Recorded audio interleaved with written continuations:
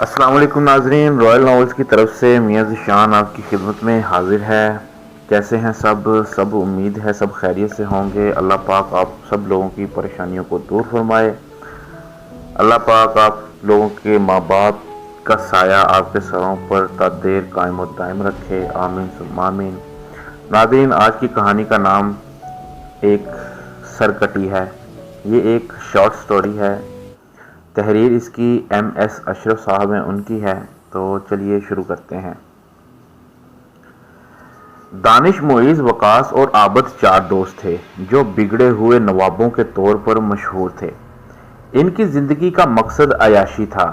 ان کے زندگی کے مقاصد عیش و آرام کے مزے لینے، نشہ کرنے اور پیسے اڑانے کے گرد گھومتے تھے۔ انہیں لگتا تھا کہ یہ سرگرمیاں ان کی زندگی کا اصل مقصد ہیں۔ ان کے والدین نے بہت دولت جمع کی تھی جس سے انہیں بھرپور وسائل فراہم کیے گئے تھے۔ ان کے پاس سمندر کنارے ایک ہٹ بھی تھا جہاں وہ اپنی عیاشیوں کے لیے جاتے تھے۔ ایک ہفتے کی شام کو وہ اپنی معمول کی موج مستیوں کے لیے نکلے۔ تاہم انہیں بڑی مایوسی ہوئی جب انہیں پتہ چلا کہ جس جگہ وہ ایک لڑکی سے ملنے والے تھے وہاں پولیس کا چھاپا پڑ چکا تھا۔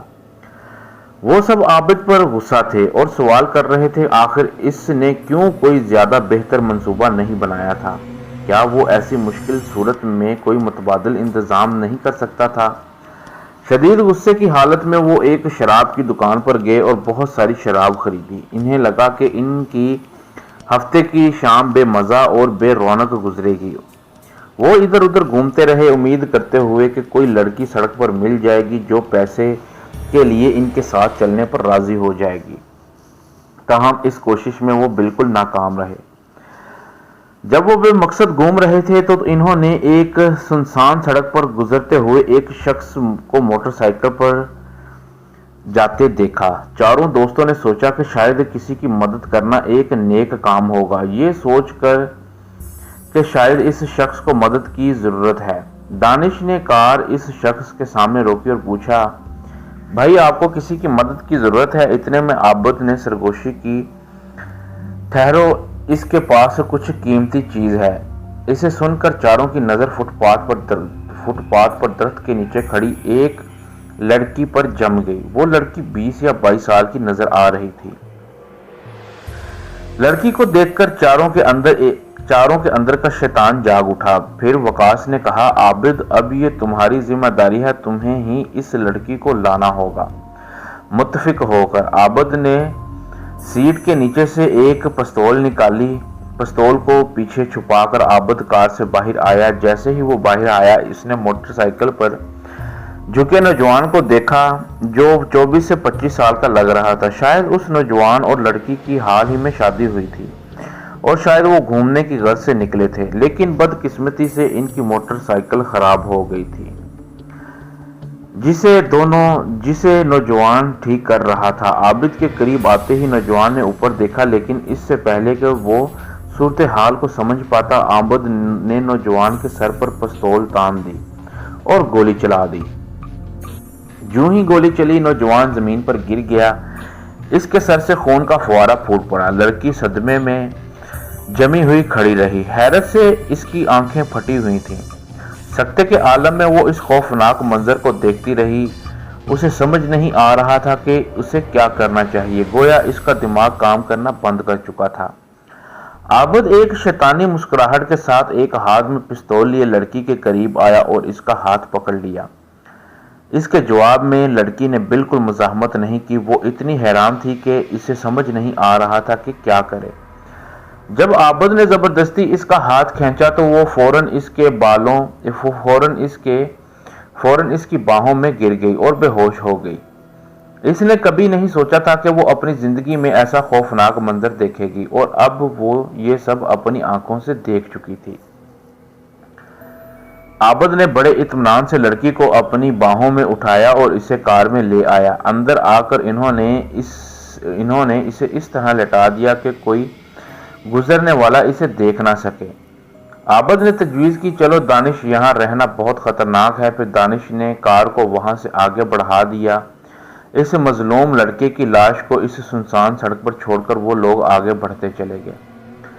دانش بڑی مستعدی سے گاڑی چلا رہا تھا اور چونکہ لڑکی بے ہوش تھی انہیں لگا کہ پکڑے جانے کا خطرہ کم ہو گیا تھا۔ وہ تیزی سے سمندر کی طرف بڑھ رہے تھے کیونکہ رات اندھیری ہو رہی تھی اور سائے گہرے ہو رہے تھے۔ آخر کار وہ بغیر کسی رکاوٹ کے سمندر کے کنارے اپنے ہٹ پر پہنچ گئے۔ ہٹ پر پہنچتے ہی انہوں نے فوراً چوکیدار کو چھٹی دے دی۔ چوکیدار ان کی نیت سمجھ گیا۔ اس نے مین گیٹ کھولا اور دانش کو چابیاں دے دی۔ دانش نے چوکیدار کے ہاتھ میں 500 کا نوٹ رکھا اور نظریں جھکائے ہوئے چوکیدار ہٹ چھوڑ کر چلا گیا۔ چاروں دوستوں نے بے ہوش لڑکی کو اندر اٹھا کر ایک کمرے میں بستر پر لٹا دیا۔ دروازہ بند کر کے وہ ڈرائنگ روم میں بیٹھ گئے۔ شراب کی بوتلیں کھولیں اور شراب پیتے ہوئے عابد کی بہادری کی تعریف کرتے ہوئے زور زور سے ہنسنے لگے، جس نے بے خوف ہو کر نوجوان کے سر میں گولی ماری تھی۔ کچھ گھنٹے بعد اس کمرے کے دروازے پر دستک ہوئی جہاں انہوں نے بے ہوش لڑکی کو لٹایا تھا۔ عابد اٹھ کر دروازہ کھولنے گیا۔ جیسے ہی اس نے دروازہ کھولا لڑکی ایک زوردار چیخ کے ساتھ اس پر حملہ کر دیا۔ اس کے چہرے پر پنجے مارتے ہوئے پوچھا، تم مجھے کہاں لے آئے ہو؟ تم نے سجاد کے ساتھ کیا کیا ہے؟ تم نے ایسا کیوں کیا؟ تمہاری اس سے کیا دشمنی تھی؟ لڑکی کے سوالات سن کر عابد مسکرا کر کہا، ہاں ہم اس سے جلن محسوس کر رہے تھے۔ وہ اتنی جوان اور خوبصورت بیوی کے ساتھ سڑکوں پر کیسے گھوم سکتا ہے جبکہ ہمارے پاس کچھ بھی نہیں تھا؟ کیا یہ ہمارے ساتھ نا انصافی نہیں ہے؟ ہمیں تمہاری ضرورت ہی اس کی نہیں، اس لیے ہم نے صرف تمہیں اپنے ساتھ لے لیا اور اس کی لاش سڑک پر چھوڑ دی۔ عابد کی باتیں سن کر لڑکی زور زور سے رونے لگی اور انہیں خدا، ان کی ماؤں اور بہنوں کا واسطہ دے کر منت سماجت کرنے لگی، لیکن عابد شراب کی بوتل ہاتھ میں پکڑے ہوئے زبردستی لڑکی کے ہونٹوں سے لگا کر اسے پینے پر مجبور کرنے لگا۔ چند گھنٹوں کے بعد وہ الٹی کرنے لگی، لیکن عابد نے مضبوطی سے اس کا منہ بند کر دیا تاکہ شراب باہر نہ گرے۔ پھر زبردستی سب 4 دوستوں نے مل کر اسے مزید شراب پلانا شروع کر دیا، لیکن لڑکی پاک تھی، اس لیے نشے کی حالت میں بھی وہ انہیں دھکیلنے کی کوشش کرتی رہی۔ وہ ان سے دور رہنا چاہتی تھی، انہیں پیچھے دھکیلتی رہی، لیکن اس کی مزاحمت کمزور تھی اور آخر کار وہ منحوس رات اس کی چیخوں کے درمیان گزر گئی۔ صبح ہونے کو تھی، لڑکی شدید تکلیف میں تھی، اس کا جسم درد سے ڈوبا ہوا تھا۔ وہ مسلسل ان سے التجا کر رہی تھی، خدا کے واسطے مجھے جانے دو۔ وہ بھیک مانگتی رہی، تاہم چاروں دوست جانتے تھے کہ اب وہ قتل اس پر ہوئے ظلم کی گواہ بن چکی ہے، اس لیے وہ اسے کوئی موقع نہیں دینا چاہتے۔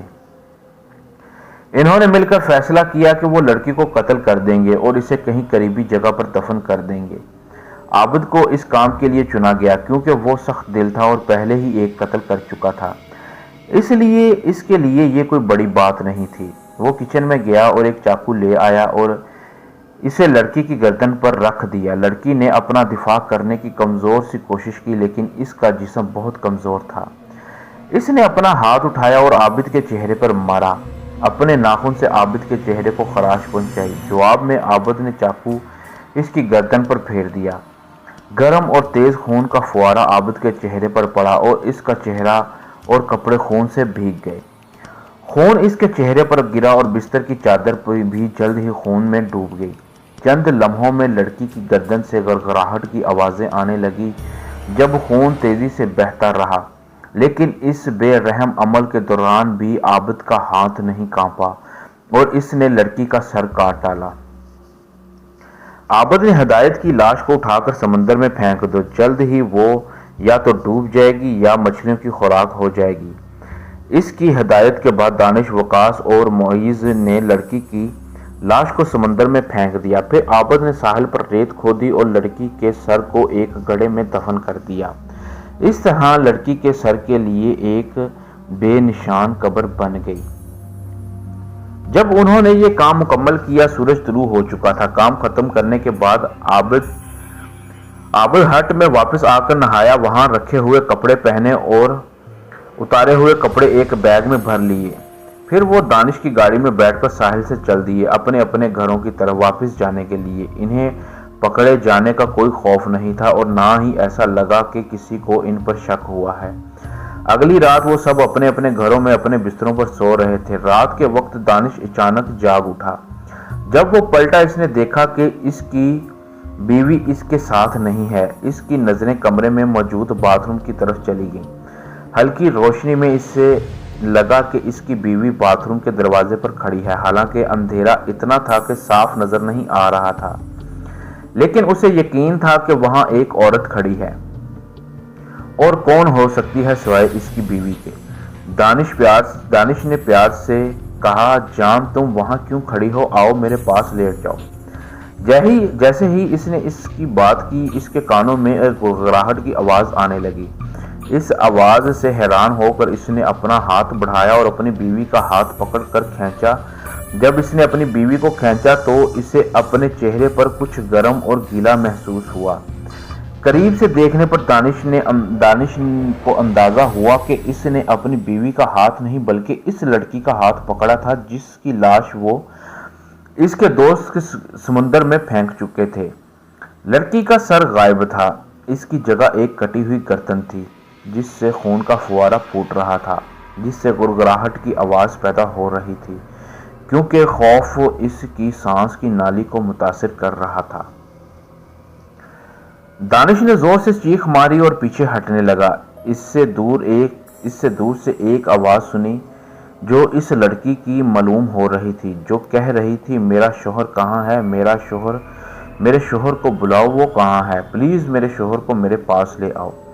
اسی وقت باتھ روم کا دروازہ کھلا اور دانش کی بیوی باہر آئی۔ دانش نے اپنی بیوی کی طرف دیکھا اور پھر سرکٹی لڑکی کی طرف، لیکن وہ سرکٹی تو غائب ہو چکی تھی۔ اس نے جلدی سے اپنے چہرے کو چھوا تو وہاں کوئی خون کا نشان نہ پایا۔ پریشان اور خوف زدہ ہو کر دانش پسینہ پسینہ ہو رہا تھا۔ اس کی سانسیں بہت تیز چل رہی تھیں اور وہ بہت زیادہ ڈرا ہوا نظر آ رہا تھا۔ اس کی آنکھیں خوف سے پھیلی ہوئی تھیں۔ دانش کی بیوی نے اس کے قریب آ کر پوچھا، جان کیا بات ہے؟ تم پریشان کیوں ہو؟ کیا ہوا ہے؟ کوئی برا خواب دیکھ لیا؟ کانپتے ہوئے دانش نے جواب دیا، نہیں ایسا کچھ نہیں ہوا، بس سو جاؤ۔ اگلے دن دانش نے اپنے دوستوں سے رابطہ کیا۔ انہیں اپنے تجربے کی داستان بتائی۔ حیرت انگیز طور پر ان سب کی کہانی ایک جیسی تھی۔ ان سب نے بھی گزشتہ رات سرکٹی لڑکی کو دیکھا تھا۔ وہ سب خوف زدہ اور شدید پریشان تھے۔ انہیں یقین نہیں آ رہا تھا کہ کیا کرنا چاہیے۔ آخرکار عابد نے تجویز دی، مجھے لگتا ہے کہ ہم سے غلطی ہوئی ہے۔ ہمیں لڑکی کا سر کھود کر نکالنا چاہیے اور اسے قبرستان میں دفن کر دینا چاہیے۔ میں نے سنا ہے کہ ایسا کرنے سے وہ مردہ کی روح کو تکلیف سے نجات ملتی ہے اور انہیں سکون ملتا ہے۔ یہ جان کر کہ ان کا جسم ایک مناسب آرام گاہ میں ہے، عابد کی تجویز سے اتفاق کرتے ہوئے وہ سب اس شام ہٹ کی طرف روانہ ہوئے۔ پہنچنے پر انہوں نے چوکیدار کو چھٹی دے دی کیونکہ عابد کو پتا تھا کہ اس نے لڑکی کا سر کہاں دفن کیا تھا۔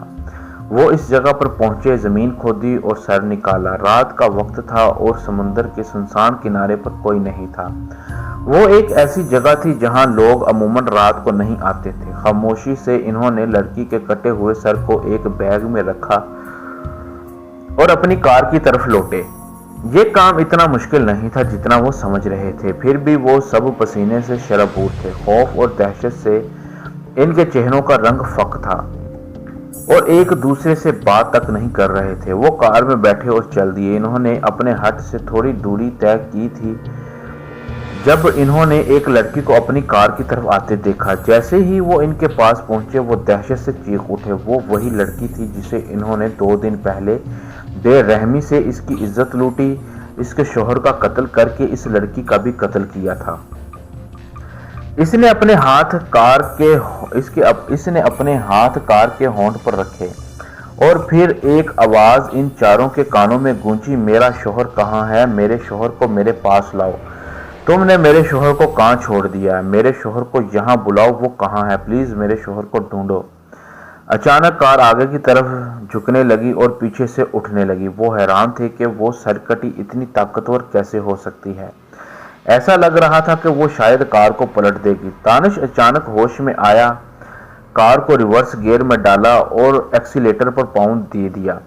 جس سے کار شور مچاتے ہوئے پیچھے کی طرف چلی گئی اور اس دوران سرکٹی کا جسم سڑک پر گر پڑا۔ پھر عابد نے چیخ کر کہا، دانش تیز چلاؤ، ہرگز مت رکنا، ابھی اسے روند دو۔ جب سرکٹی سڑک سے اٹھنے کی کوشش کر رہی تھی، دانش نے گیئر بدلا اور کار کو آگے کی طرف دوڑا دیا۔ سرکٹی اب بھی سڑک پر تھی اور انہوں نے جھٹکا محسوس کیا جب کار واضح طور پر اس کے جسم کو روندتے ہوئے آگے بڑھی۔ بغیر پیچھے دیکھے وہ تیزی سے اس جگہ سے دور ہو گئے، سمندر سے دور اور شہر کی حدود کی طرف۔ جب وہ شہر میں داخل ہوئے تو انہیں لمحہ بھر کے لیے راحت محسوس ہوئی، کیونکہ ٹریفک کی آوازیں انہیں اس خوفناک سرکٹی کی وقتی طور پر بھولنے میں مدد دے رہی تھی۔ تاہم اچانک ایک ہولناک آواز جس میں نفرت بھری ہوئی تھی گاڑی کے اندر گونج اٹھی، میرا شوہر کہاں ہے؟ میرے شوہر کو میرے پاس لاؤ۔ تم نے میرے شوہر کو کہاں چھوڑ دیا ہے؟ میرے شوہر کو یہاں لاؤ، وہ کہاں ہے؟ میرے شوہر کو ڈھونڈ کر میرے پاس لاؤ۔ یہ آواز اسی تھیلے سے آ رہی تھی جس میں لڑکی کا کٹا ہوا سر تھا۔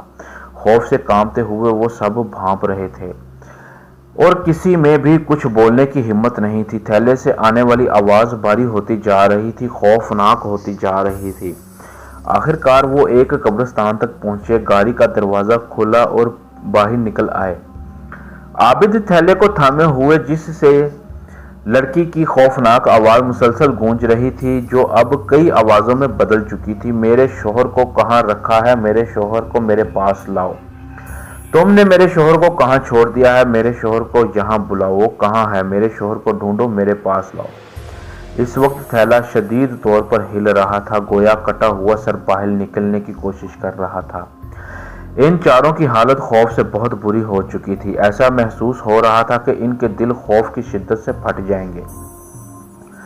وقاص نے فوراً گاڑی کی ڈکی سے ایک بھاوڑا نکالا اور وہ سب قبرستان میں ایک خالی جگہ ڈھونڈنے لگے تاکہ قبر کھود سکیں۔ اس دوران تھیلا مسلسل ہلتا رہا۔ جیسے ہی انہوں نے تھیلے کو کھودی ہوئی قبر میں رکھنے کا ارادہ کیا ہی تھا کہ اچانک انہیں اپنے پیچھے ایک خوفناک گھرراہٹ کی آواز سنائی دی۔ چاروں خوف سے بے زبان ہو گئے، کیونکہ سرکٹی لڑکی ان سے چند قدم پیچھے کھڑی تھی۔ وہ سرکٹی اپنے بازو آگے کی طرف پھیلاتے ہوئے ان کی طرف بڑھنے لگی اور وہ خوفناک آواز بنا رکے جاری رہی، میرا شوہر کہاں ہے؟ میرے شوہر کو لاؤ۔ سرکٹی آہستہ آہستہ ان کی طرف بڑھ رہی تھی۔ عابد نے فوراً ہلتے ہوئے تھیلے کو قبر میں پھینک دیا اور چاروں جلدی تھیلے کو مٹی سے ڈھکنے لگے۔ جیسے ہی انہوں نے اسے دفن کر کے مڑ کر دیکھا تو پیچھے سرکٹی مخلوق کا کوئی نشان نہیں تھا۔ اس کا مطلب تھا کہ اب ان کے پیچھے کوئی نہیں تھا۔ کٹے ہوئے سر سے آواز آنا بند ہو چکی تھی اور خوفناک گھرراہٹ بھی ختم ہو گئی تھی۔ اب وہ قبرستان میں اکیلے تھے۔ عابد، معیز، وقاص اور دانش راحت محسوس کرتے ہوئے انہوں نے ایک دوسرے کو گلے لگایا، اس واقعے کو راز میں رکھنے کا وعدہ کیا اور پھر اپنی گاڑی کی طرف لوٹ گئے۔ گاڑی میں بیٹھ کر وہ سب اپنے گھروں کی طرف چلے گئے۔ سب کو ایک ایک کر کے دانش ان کے گھروں کو چھوڑا اور اپنے گھر پہنچتے ہی دانش نے اپنی بیوی کو خوشی خوشی گلے لگایا، یہ کہتے ہوئے کہا، جان، مجھے تم جیسی بیوی ملی ہے، میں کتنا خوش نصیب ہوں۔ اس رات دانش اور اس کی بیوی نے محبت اور پیار سے بھرے لمحوں میں گزاری اور وہ پھر سو گئے۔ جیسے دانش نے کہا ویسے ہی وقاص اور معیز نے بھی کیا تھا۔ وہ بھی اپنے گھروں تک پہنچے اور اپنی بیویوں کے ساتھ خوشگوار رات گزاری۔ اسی دوران عابد، جو غیر شادی شدہ تھا، گھر واپس آیا اور اپنی ماں کے ماتھے اور ہاتھوں کو چوم کر کہا، امی، آپ کی دعاؤں کے بغیر میں نہیں جانتا میرا کیا بنتا۔ میں دعا کرتا ہوں کہ آپ کا سایہ ہمیشہ میرے سر پر رہے۔ اگلی صبح دانش، وقاص اور معیز نے دیکھا کہ ان کی بیویاں بستر میں تھیں، لیکن ان کے سر غائب تھے اور ان کا خون چادروں پر پھیلا ہوا تھا۔ اس خوفناک منظر کو دیکھ کر تینوں نے چیخ ماری اور پھر بے ہوش ہو گئے۔ جب ان کے خاندانوں نے یہ دیکھا تو انہوں نے تینوں پر اپنی بیویوں کے قتل کا الزام لگا دیا۔ وہ تینوں پاگل ہو چکے تھے۔ دانش کے چھوٹے بھائی نے عابد کو فون کیا جو ابھی تک سو رہا تھا۔ فون پر دانش کے بھائی نے عابد سے کہا، بھائی عابد براہ کرم ہمارے گھر جلدی آئیں، ہماری بھابھی کا قتل ہو گیا ہے اور سب کو لگتا ہے کہ دانش نے یہ کیا ہے۔ عابد نے جواب دیا کہ وہ جلدی پہنچے گا۔ کچھ دیر بعد وقاص اور معیز کے گھروں سے بھی اسی طرح کا فون آیا۔